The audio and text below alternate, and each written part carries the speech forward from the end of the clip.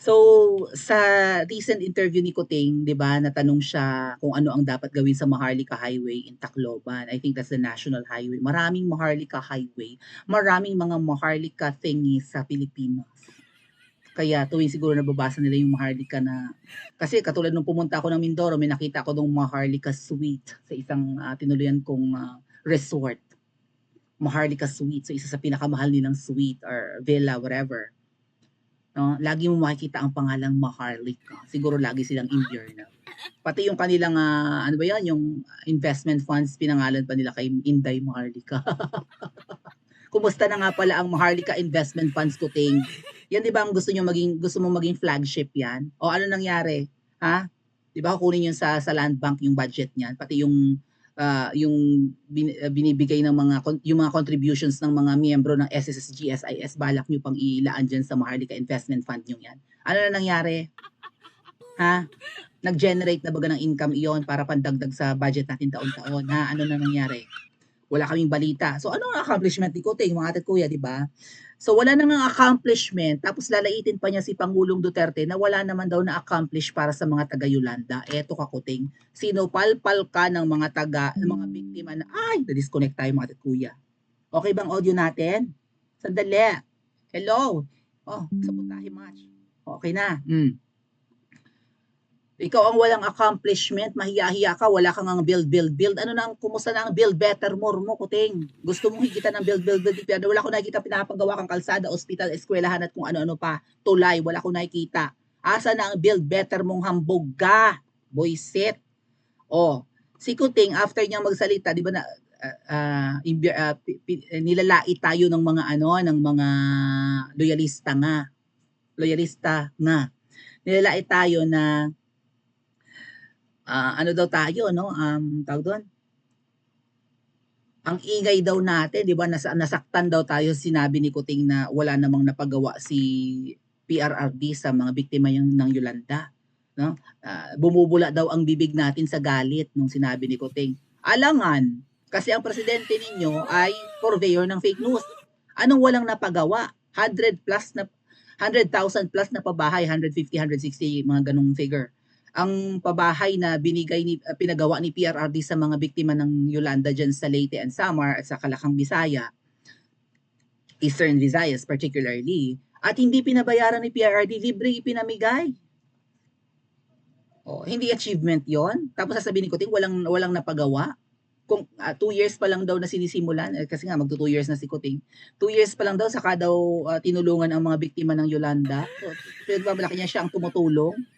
Kuting, may amnesia ka ba? Kasama ka ni PRRD nung pumunta sa mga Yolanda victims na, di ba, binigyan ng award na magkaroon ng bahay at lupa doon.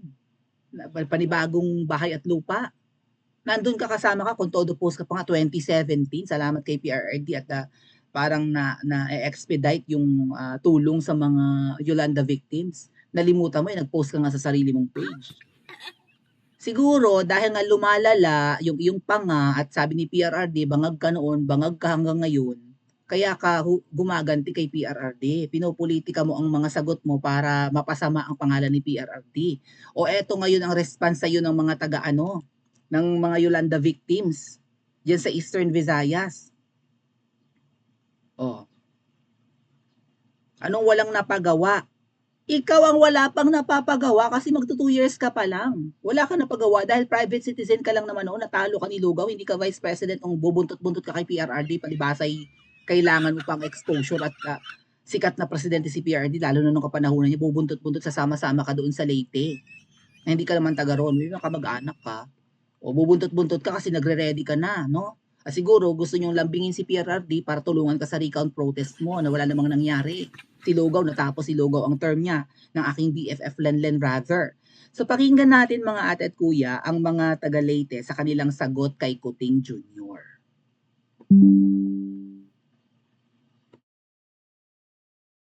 Wala pa man si BBM sa pwesto.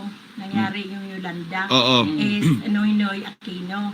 So si Duterte ang tumutulong dito. Tinuloy. Kasi, opo, siya ang tumulong talaga. So si BBM wala pang natulong ngayon? Walang natulong yun po. Kasi wala pa siya sa posisyon eh.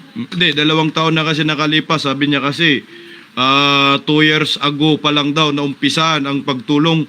Meron ba siyang nautulong talaga? Hindi. Wala sir kasi 10 years na ang Yolanda eh. Paano siya makatulong? Ano po masasabi ninyo, ma'am, doon sa sinabi niya na wala daw nagawa o proyekto si former President Rodrigo Duterte dito sa Tacloban? Wala daw nagawa. Totoo ba wala nagawa? Para naman ginagawa niya kita yung tanga, ang mga taong bayan hindi nakakita sa mga ginagawa. Sasabihan tayo ng ganyan. So, hindi siya maganda talaga. Dapat magsalita siya ng tatapat at totoo. Kasi, hindi man pwede sasabihin niya yon kasi alam na mga tao kung anong ginagawa ni Duterte. Oh, syempre, babalik sa kanya. Nakakahiya siya. Bakit magsabi siya ng ganyan?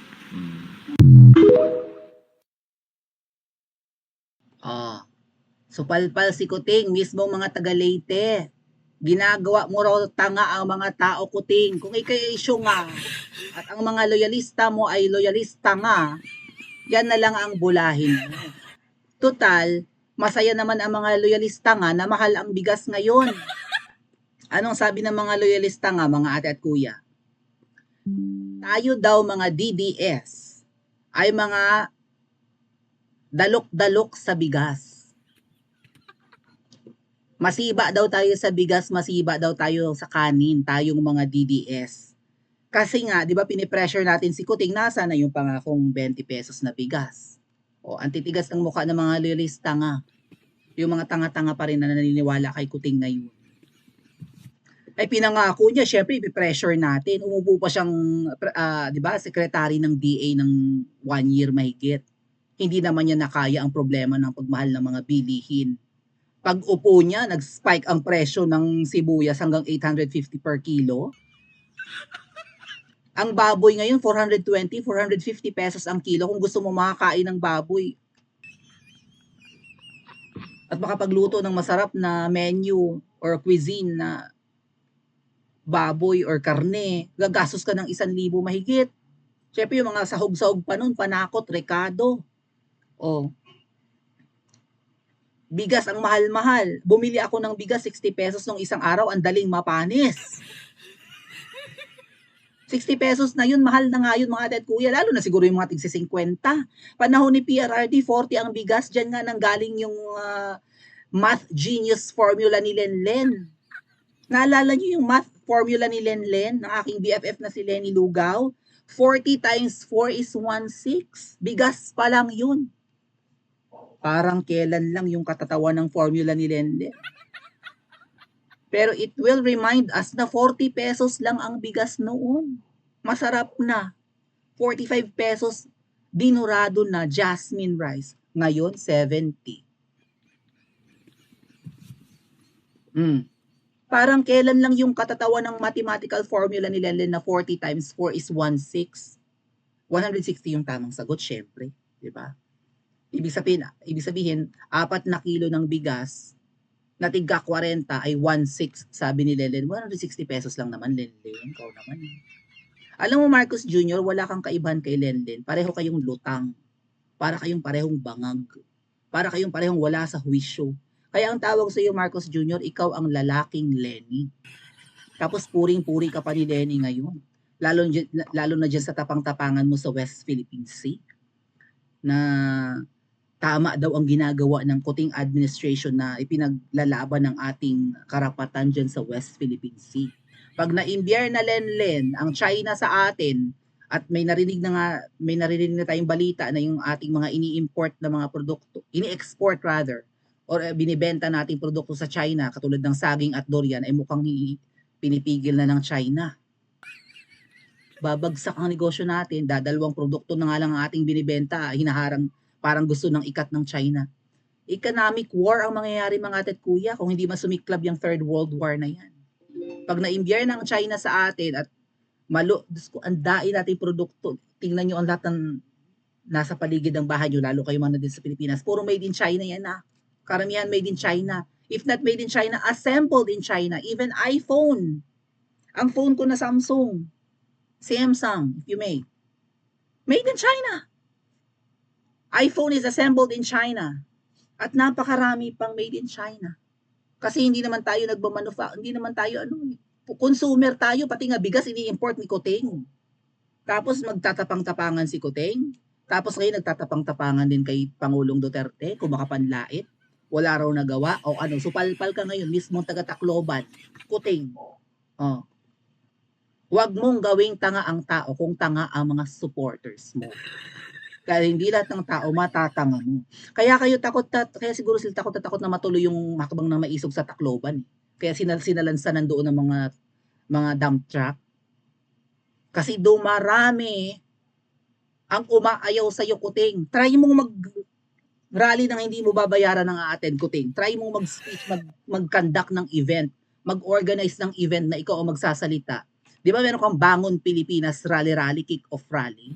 O magbangon Pilipinas ka ulit ng panibagong anniversary or celebration, whatnot. Tingnan natin kung hindi mo babayaran ang audience, kung makapuno ka ng venue. Laos ka na, Kuting, 2 years ka pa lang. Si Pangulong Duterte, 2 years na nag-goodbye sa pwesto. Sikat pa rin, gusto pa rin ng tao.